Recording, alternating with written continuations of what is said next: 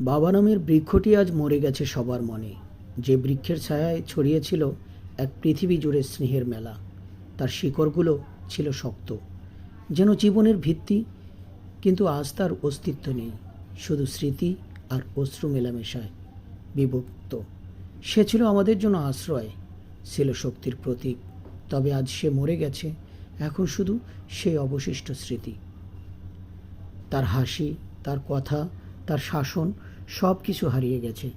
কিন্তু আমরা জানি সে আমাদের ভেতরে চিরকাল বেঁচে থাকবে। বাবা, তুমি যে বৃক্ষের মতো আমাদের বড় করেছিলে, তোমার শিকড়ে আজও আমাদের ভালোবাসা পঞ্জীবিত থাকে। তোমার মরে যাওয়া আমাদের অশ্রু হয়ে ঝরে, কিন্তু তোমার ভালোবাসা, তোমার আদর্শ তবে চিরকাল আমাদের পথ দেখাবে। তুমি বেঁচে থাকবে আমাদের সকলের মাঝে, তোমার আদর্শ নিয়ে আদর্শ হয়ে থাকবে।